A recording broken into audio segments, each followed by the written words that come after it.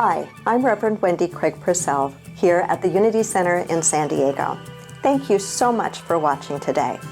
If you'd like to support the work that we do here, please consider making a contribution. Go to our website. It's easy to do. Thank you in advance for that contribution.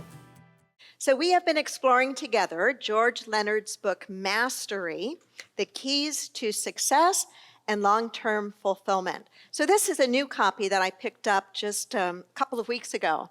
And just yesterday, I found my original copy that's many years old. And I don't know if you write in your books, but I write all over my books and in the margins.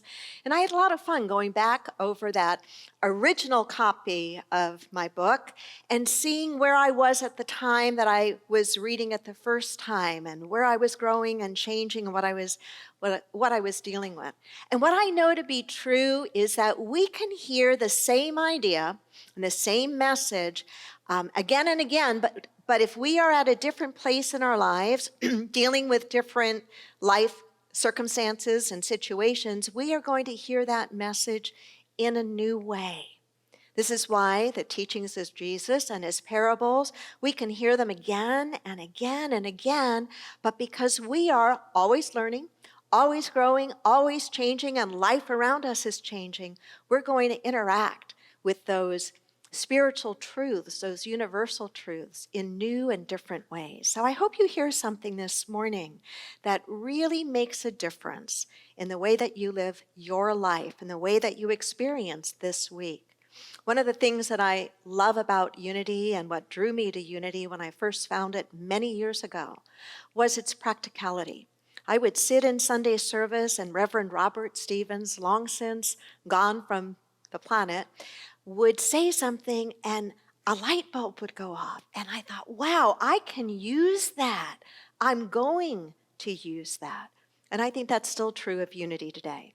So we are looking at Mastery, the Keys to Success and Long-Term Fulfillment.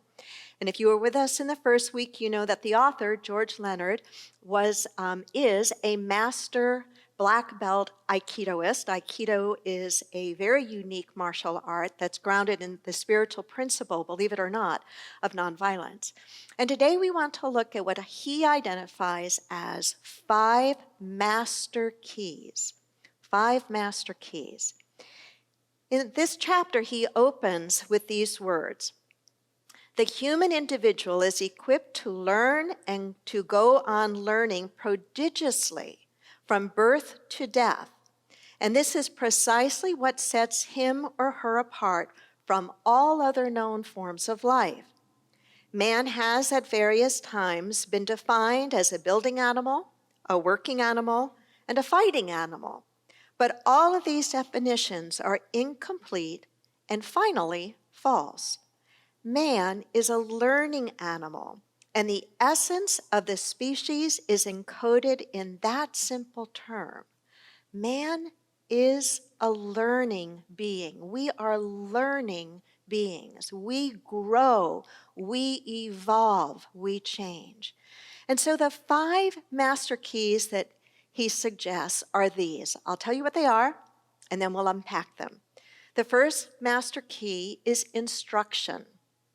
The second master key is practice. The third master key is surrender. The fourth master key is intentionality. And the fifth master key is the edge, the edge. So let's look at the first master key, instruction. Instruction. There are a lot of things, wouldn't you agree? There are a lot of things that you and I can learn on our own. And perhaps even more easily now, definitely more easily now than years ago. I mean, heck, you can Google and find a YouTube video on virtually anything you might want to learn how to do. So there are certainly lots and lots of things that we can learn how to do on our own. But what is also true is if we desire true mastery in any particular field or area, we're going to need some special first-rate instruction. some special first-rate instruction. It's so easy for a young person to make their way through school, graduating from high school, going on to college, graduating from college, maybe getting their master's degree, and to think that when they get out on the other side of that, finally done. But the truth of the matter is, that's not really so. You see, we are learning, growing beings. But what's interesting to me is the tendency for many to think that when formal education is complete, that education is over. And that's simply not true. That's simply not true. I think about the number of times I've heard people balk at paying for a class or paying for a seminar or paying for something that can really help them to grow and evolve personally and to grow and evolve spiritually. And yet we will invest time and dollars in so many things, and oftentimes we pull back from making the investment in ourselves, both personally, mentally, and very much spiritually. Instruction comes certainly in many forms. We can learn in a group under the tutelage of a teacher, or it can learn one-on-one. What is so helpful, though, is if we really want to master something, whether it is in the realm of spirituality or the arts or business, to really find an excellent teacher, to find excellent instruction. When Leonard is writing in his book about Aikido, he touches upon the idea that in many martial arts and in many Eastern traditions, when one is looking for a teacher, one not only looks for a good teacher to provide good instruction, but one wants to know the lineage of that teacher. Who was that teacher's teacher? Who was that teacher's teacher? But what he suggests, and what I like that is even more important, is not who was that teacher's teacher, but rather than only looking at the teacher's credentials, is to look at the students. Look at the students. How are they growing? How are they changing? How are they mastering whatever it is that they are attempting to get better and better at? You may laugh at this, but one of my favorite movies is the movie The Karate Kid. And bless their hearts, I made my husband and my daughter watch it with me last night. And to watch, Daniel-san, and to watch Mr. Miyagi, and to watch this amazing degree of mindful teaching, of mindful instruction. But it's not enough to get a good teacher. We have to be a good learner. So instruction is twofold, is it not? It is what the one who is advanced further than we imparts to us, but it is how we show up in the dynamic and the relationship. How are we in terms of our learning? In the book Zen Mind, Beginner's Mind, Zen Master Suzuki writes about fast, slow learners. Yes, you heard that right. Fast, slow learners. Let me read something from the book. He writes, in our scriptures, it is said that there are 4 kinds of horses: excellent ones, good ones, poor ones, and bad ones. The best horse will run slow and fast, right and left, at the driver's will, before it sees the shadow of the whip. The second best will run as well as the first, just before the whip reaches its skin. The third one will run when it feels pain on its body. The fourth will run after the pain penetrates to the marrow of its bones. You can imagine how difficult it is for the fourth one to learn to run. When we hear this story, almost all of us want to be the best horse. If it is impossible to be the best one, we want to at least be the second best. But this is a mistake, Master Suzuki says. When you learn too easily, you're tempted not to work hard, not to penetrate to the marrow of practice. When you learn too easily, you're tempted not to work hard and not to penetrate to the marrow of practice. And I would add that the learning may be easily forgotten. Think about some of the best, worst things that ever happened to you in your life. I bet you can think of at least one. And if you, in fact, pulled a lesson from that best, worst thing that happened to you, probably felt like that whip went right to the marrow of your bones. But what I also dare say has to be true is that that learning is something no one and nothing can ever take from you. It was that learning won through pain, through difficulty, through sheer determination to come out the other side, stronger, better, changed. Second, he says, is practice. And you've all heard that little joke, how do you get to Carnegie Hall? Practice, practice, practice. But we can think of practice mostly in the form of a verb, right? How do you get to Carnegie Hall if you're wanting to, be a great virtuoso on a particular instrument? Practice, practice, practice. In that use of the word practice, we're talking about practice as an action, right? As a verb. Leonard suggests an interesting twist on the word practice.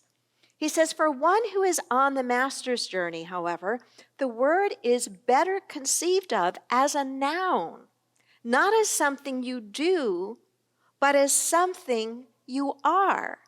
In this sense, the word is akin to the Chinese word dao and the Japanese word do, both of which mean literally road or path. Practice is a path upon which you travel. Practice is the path itself. For the master, no matter what the master is practicing in, no matter what they are practicing in, they devote themselves to the practice not just to get better at it. They devote themselves to the practice for the sheer love of the practice itself. Stay with that for a moment. For the sheer love of the practice itself. Think about the spiritual practice of mindfulness or of meditation for a moment. Sometimes people enter into the learning of meditation with a particular goal in mind. Sometimes it's, I want to be enlightened. Whatever it may be, they enter into it with a goal in mind. And so they do their practice to get somewhere where they are not right now. What Leonard is suggesting, and it's a nuanced, deeper insight, is that the master, while the master may be interested in getting better and reaching some milestones along the way of getting better, the master genuinely loves a process of practice. The master will sit in meditation, if meditation is what they are wanting to get better at, for the sheer love of the experience of the practice itself. And whatever good comes as a result of that is icing on the cake. I remember in my youth my love of ice skating.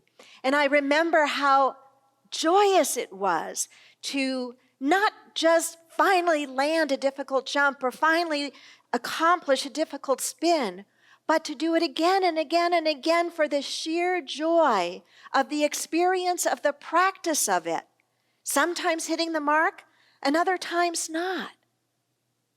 And so to look at this idea of practice along the path of mastery, not just as something that we do, but as the path itself.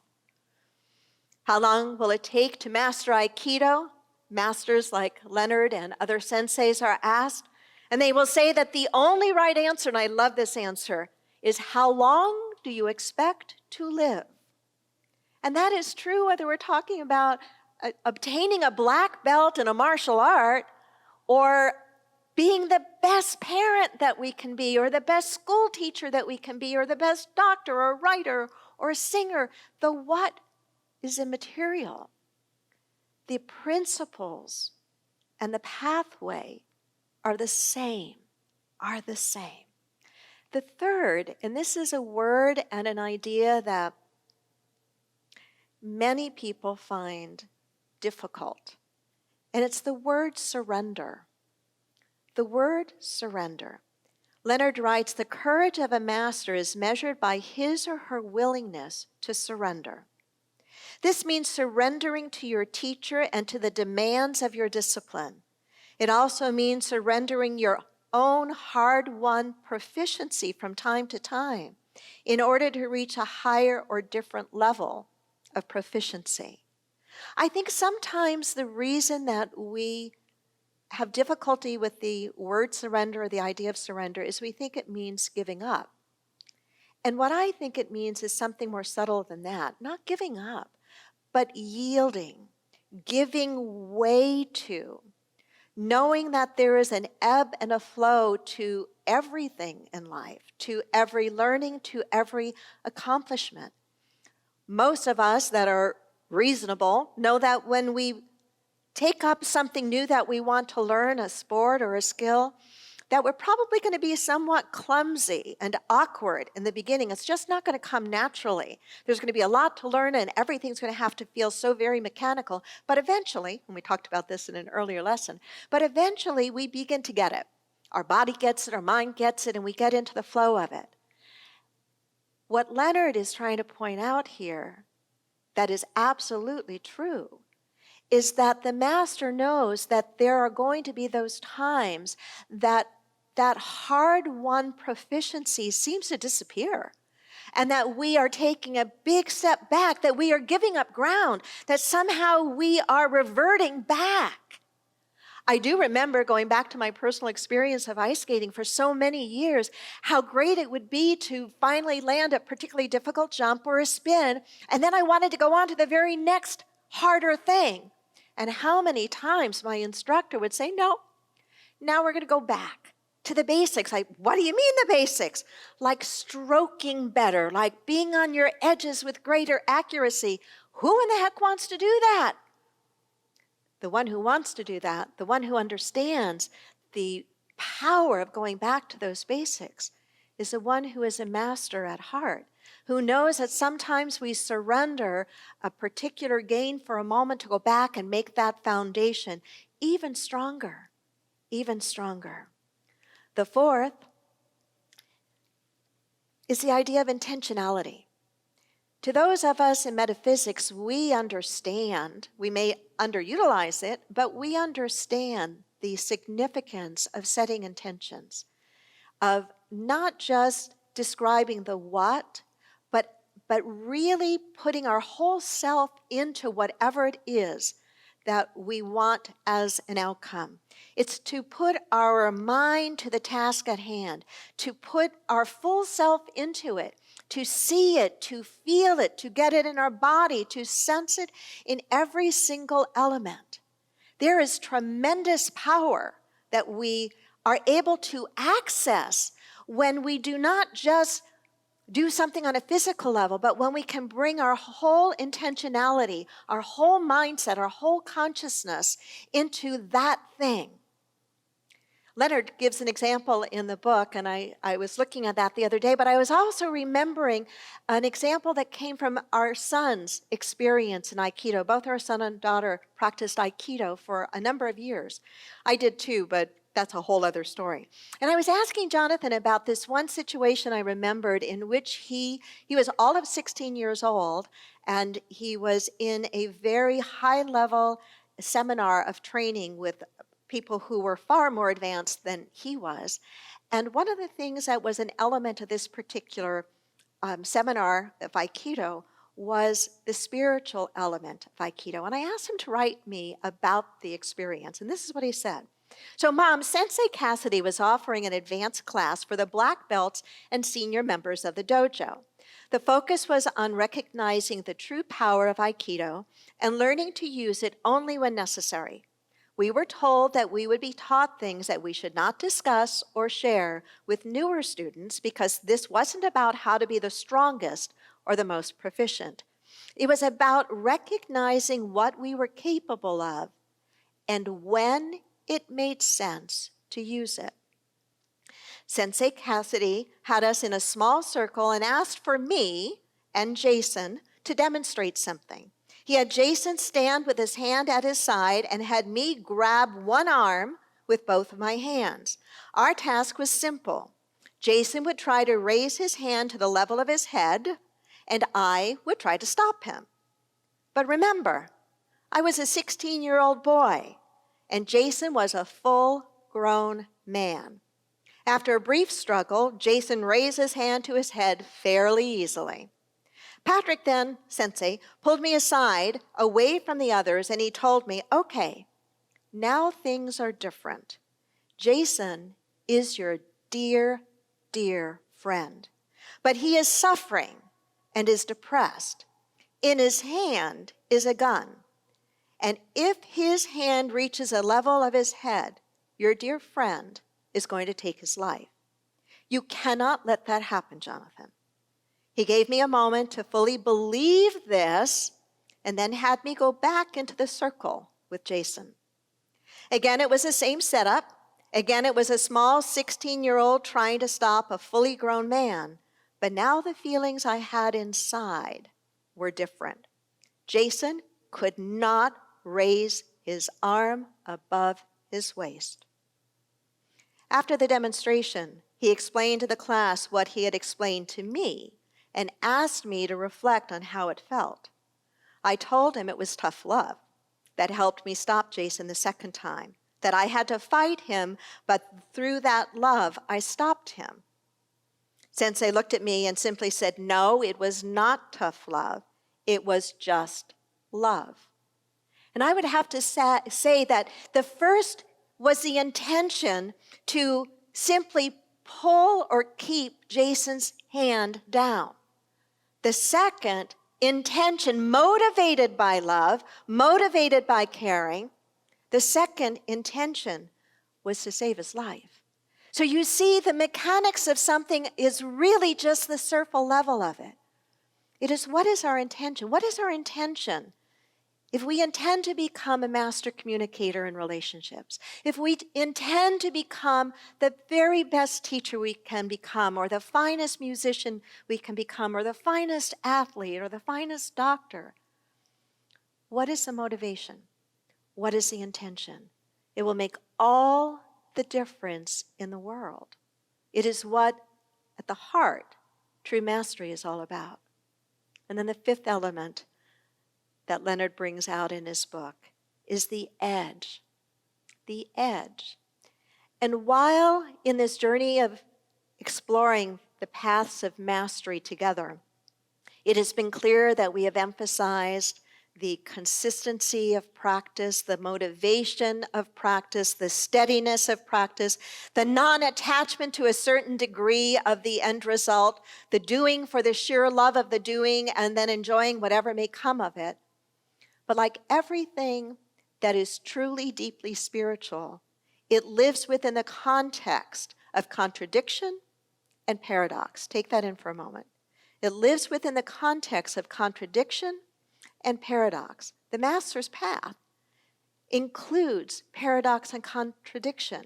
It is the ability to embrace the endless, goalless practice on the plateau, and yet to also test the edges of the envelope, to be willing to push, to be willing to put yourself right at the edge and see how much further you can go. That is the paradox. That is the contradiction.